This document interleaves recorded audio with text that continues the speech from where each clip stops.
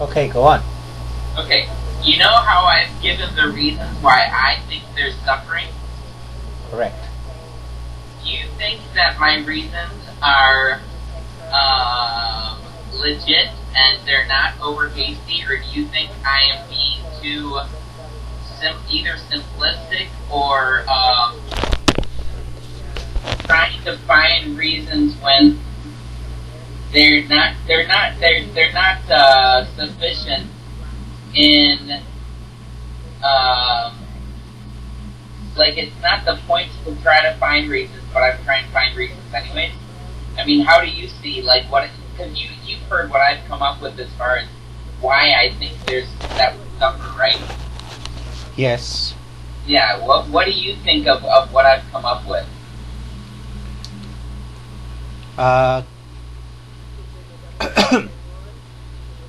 Well, can you remind me of one of the reasons? I'll read you the list if you give me just a moment. Oh, yeah. Because I've got my list. I just have to pull it up. Oh, I love Job. I love that book so much. Right. I remember being kind of fascinated by it when I was a kid, and not really being able to completely relate because I hadn't had the experience. I hadn't had all the experience of suffering, but it intrigued me, and I was fascinated by it, and I wanted to understand, but at the same time I was very frightened of understanding, because I knew if I was going to understand, that meant that I would have to suffer.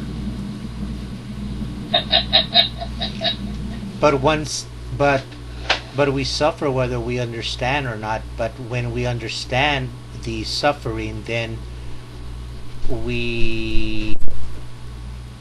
I think we have justified why we suffer when we know why we suffer. Yeah. At least to some degree. Well, here's my reasons, okay? Yeah. I believe that everything we go through now, I'm reading this, I believe that everything that we go through now, including suffering and death, will be redeemed, that he has good purposes and reasons for everything he does and allows. Although you and I know that allows is almost a misnomer, because everything that happens according to him purposing it to happen. Otherwise it could not happen. So, anyways, I'll keep on reading. Even if it is beyond our understanding of what all of those purposes and reasons are, but they include building trust and character, growth. You okay? Yeah. Okay. Growth, conforming us into the image of Mashiach, sharing in his sufferings, which is a huge honor. Correction, giving us knowledge of and illustrating the character of Yahweh, and what is contrary to him, and not only his character, but actually knowing him, which I really believe is like actually a huge thing, because I think that's what our existence is all about, is getting to know our Creator. That's the entirety of our lives, and so I think that's everything that happens. Every positive and negative thing, what we consider positive and negative. Understanding and appreciating not only what is bad and evil, but even more goodness, beauty, and love. Increasing and deepening sympathy and compassion. Building knowledge and skills needed for the next life. Benefiting others, and revealing our deep and intense need for him and his ruling, and that his great plan will prevail, which is to bring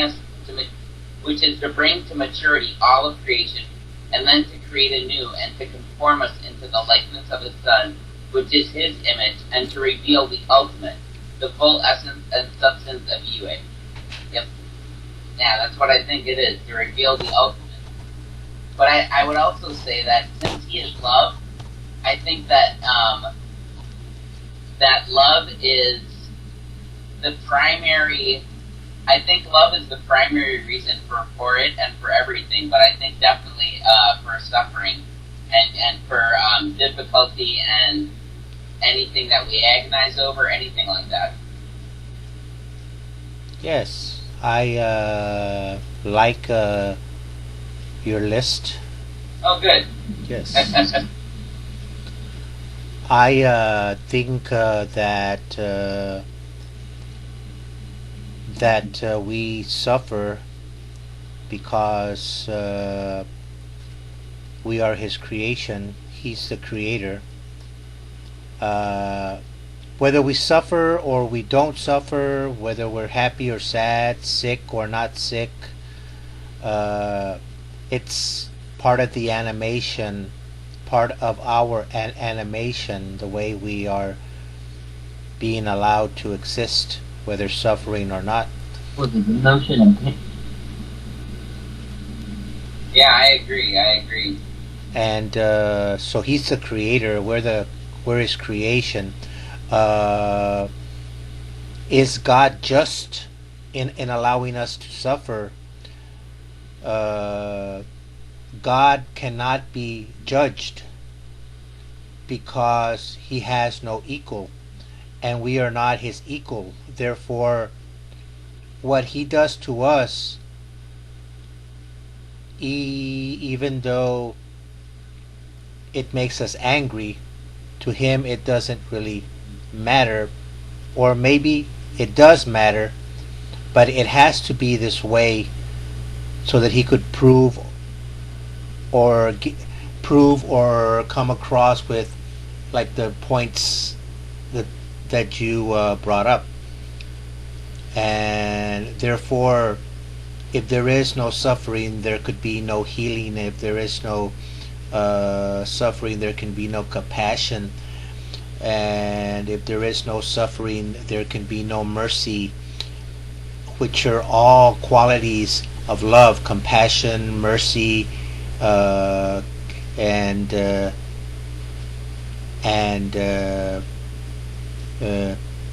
caring. And since He is fully love, then He will have compassion on His creation, but He has to animate it in suffering so that He can bestow compassion. I think that it kind of hurts Him a little bit, or maybe a whole lot. I don't know if it's a little bit or a whole lot, but it does hurt the Creator that He has to animate suffering to bring the point across, but it's very vital. But eventually, all suffering will be done away with, and when we have our glorified bodies and we are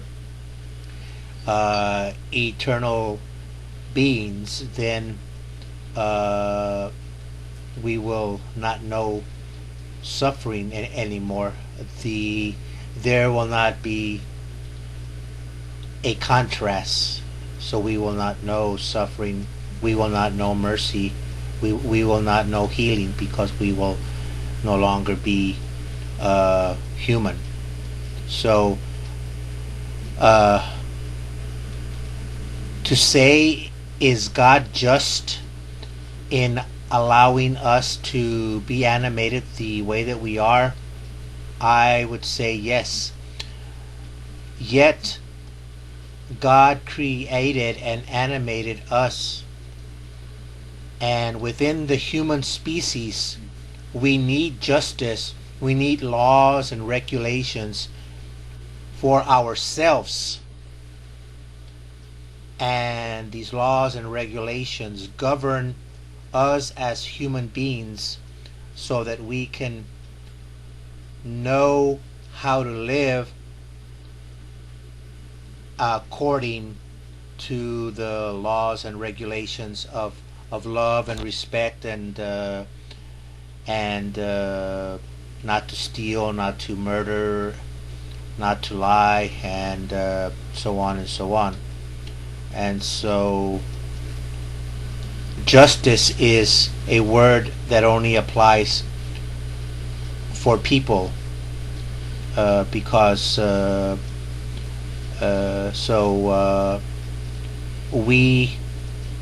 I think maybe we we justify ourselves when He animates us to justify ourselves in accepting after we have been forced to accept, right? Uh, and so we understand, uh,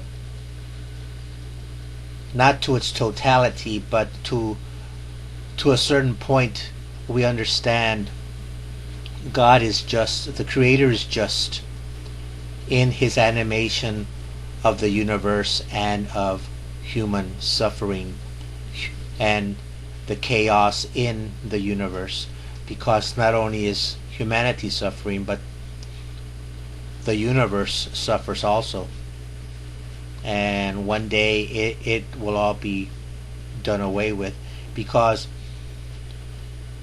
the Creator wants the universe and His human creation, his children, to worship Him, to glorify Him, and to honor Him. And if there is not chaos, then I don't think that we could totally give Him the reverence that He needs. Period. I agree with everything you said except one little thing. Yeah.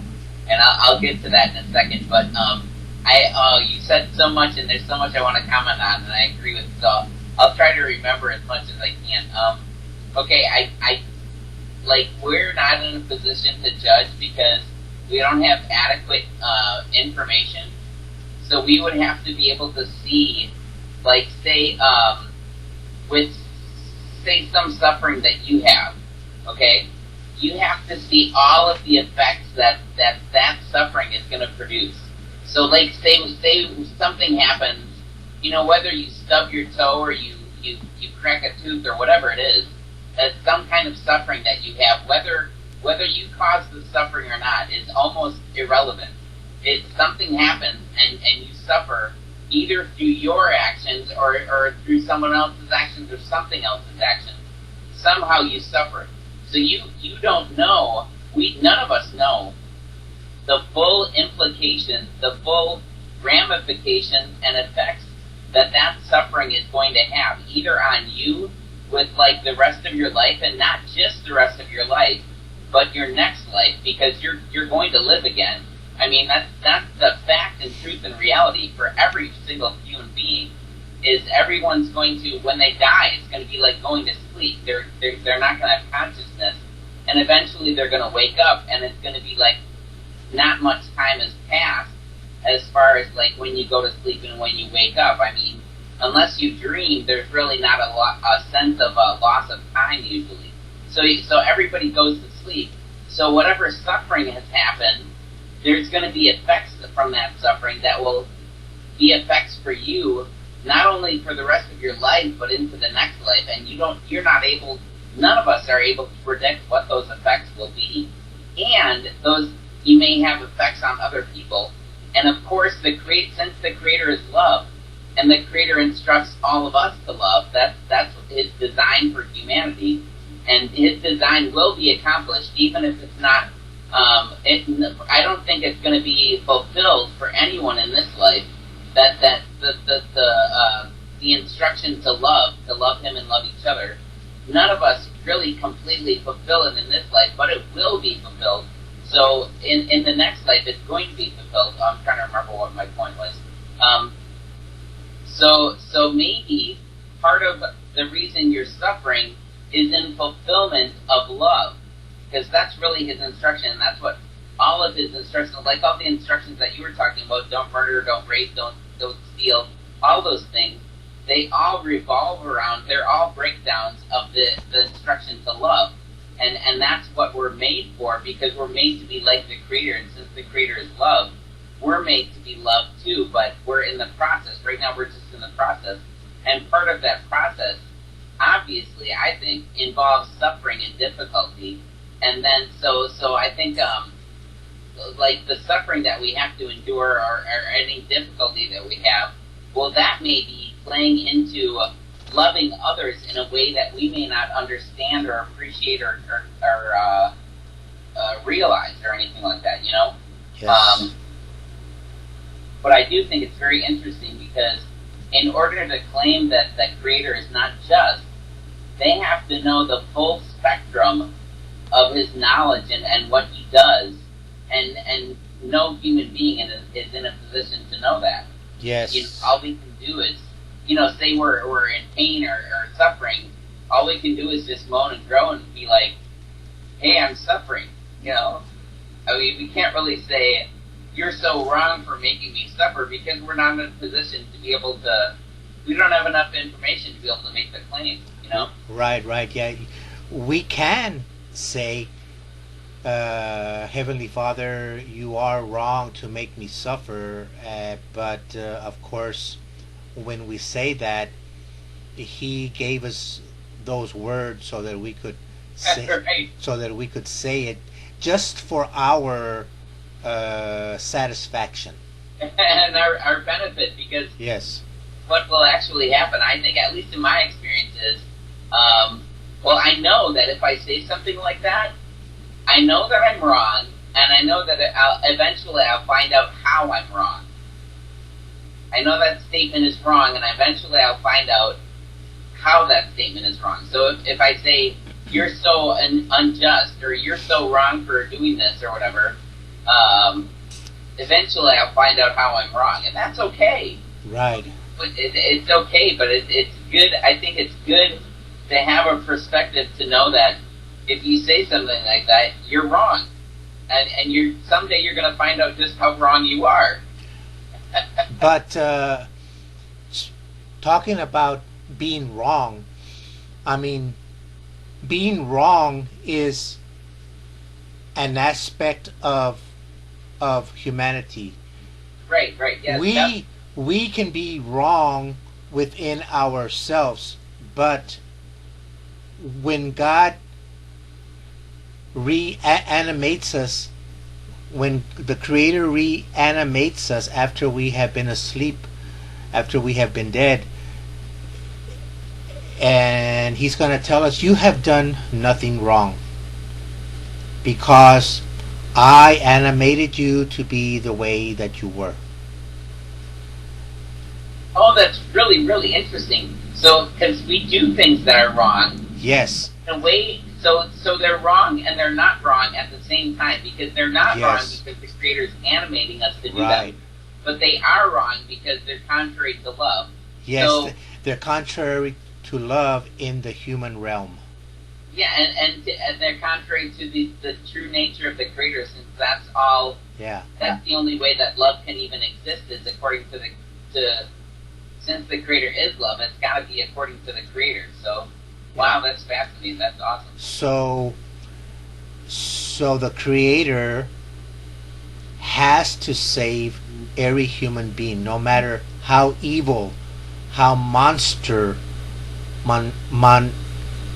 evil, monstrous, how do you say that word? Yeah, I know. A person was. They have to come back. They'll be purified and they'll be purified and made different. No one will ever be evil again. Right. So It's just like Yeshua says about forgiveness. You have to forgive until there's nothing left to forgive. So you have to keep on forgiving. So of course that's how the Creator is, because would it be even possible for the Creator to be less forgiving than He tells us to be? but does the Creator forgive us? Yes. Or I think so. Or is it Yahshua who does the forgiving? Because, okay, so if He tells us you have done nothing wrong, then He doesn't need to forgive us.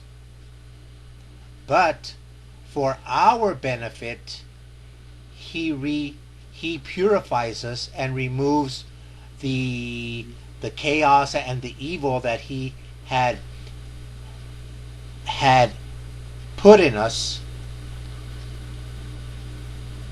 and and made us a new human being, so that we do not want to be evil anymore. Of course, this would be in the kingdom. Right now, for the few of us that are being sanctified, we still feel hate. We still feel. We still sin. We may not be sinners like we were prior, because He brought us out of that, but we are still not the resurrected being that we will be. Right, right.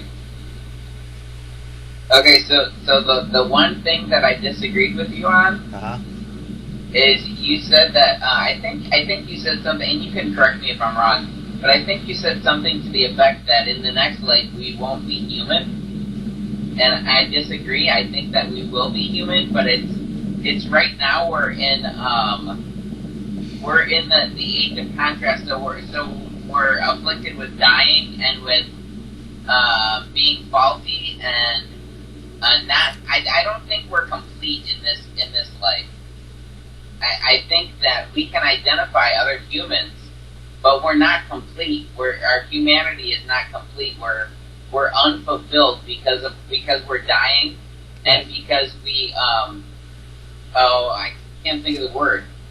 Oh, we're not on target. We're dysfunctional. So that's the primary meaning of, from my understanding of the word ra, which the Hebrew word for evil. Yeah. It really means dysfunctional. So we're dysfunctional. We're not functioning correctly by design. That's the way the Creator designed it to be. But we're human, but we're not fulfilled yet. I don't think our humanity is fulfilled. Yeah. But just like Yeshua, when Yeshua rose again, when he died and he came to life again, he was human, but he was perfected.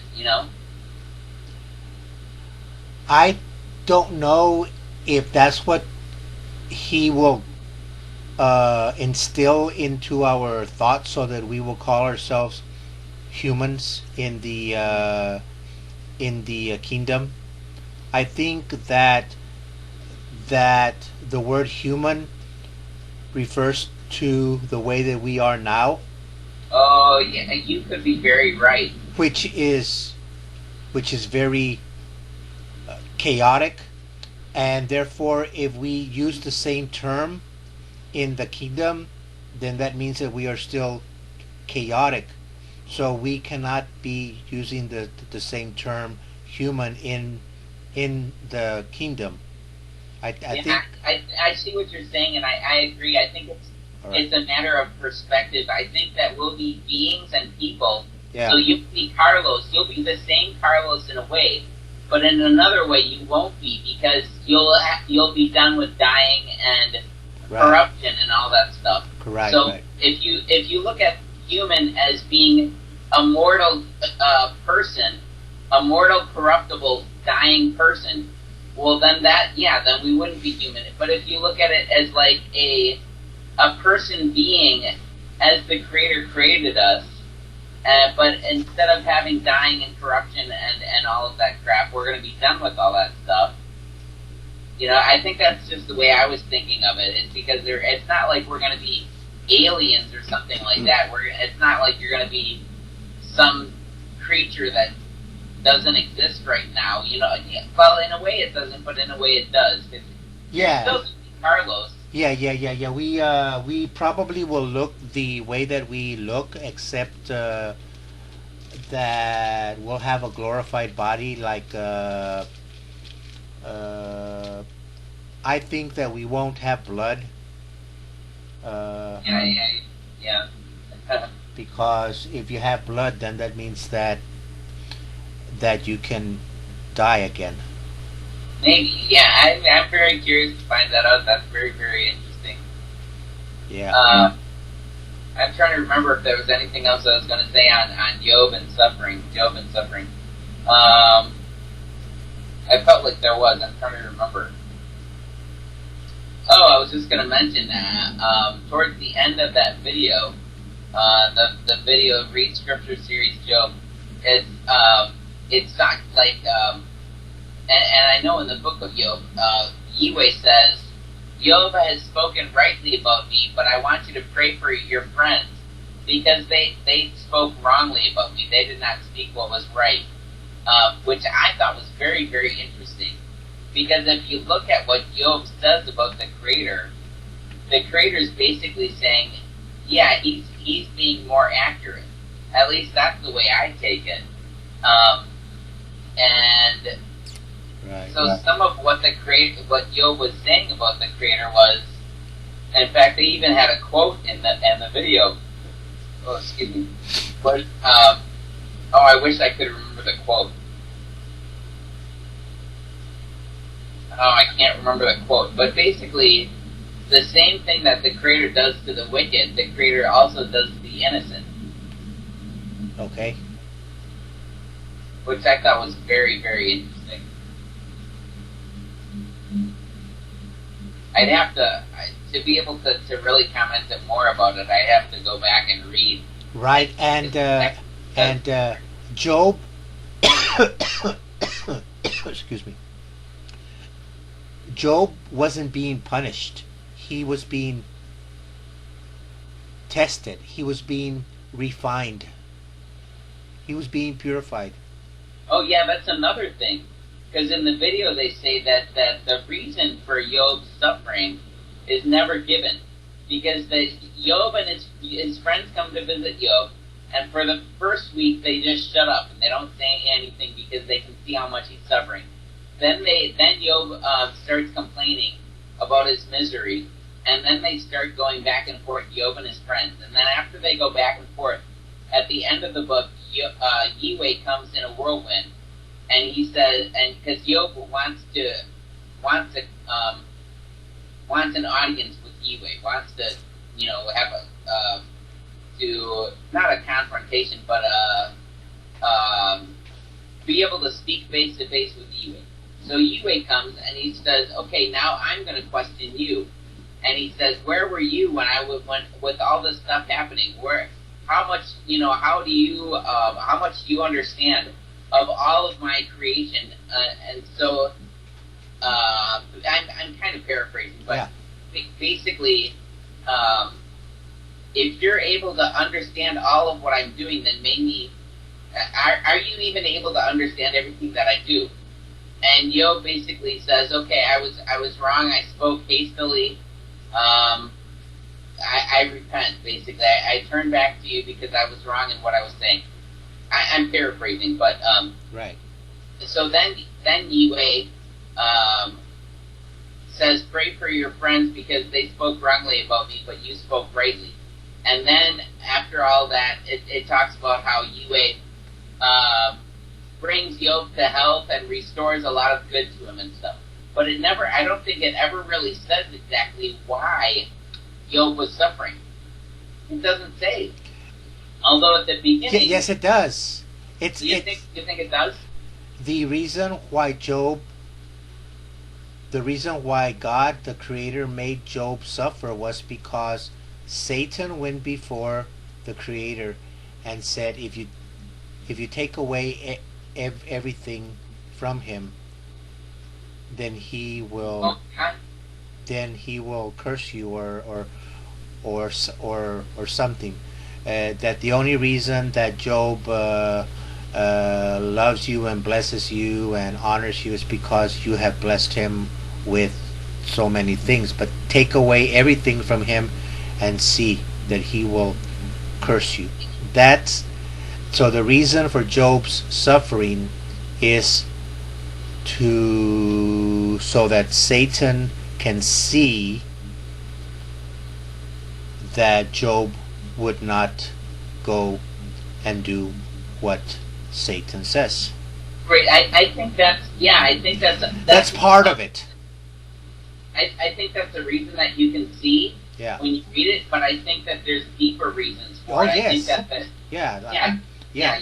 I know you agree with me that the creator orchestrated all of this stuff to happen for purposes that are not explicitly spoken of. You know, that are not explicitly given. Right. Right. Right. Right. Yeah.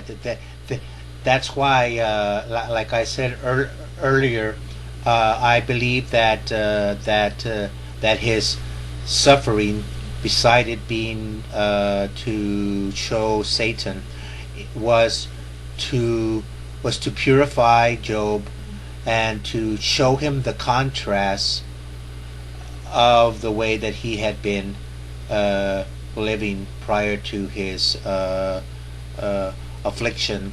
So it's to purify him, to show him that he is merely a man, that he is a toy, that he is a toy that God plays with. He is God's animation.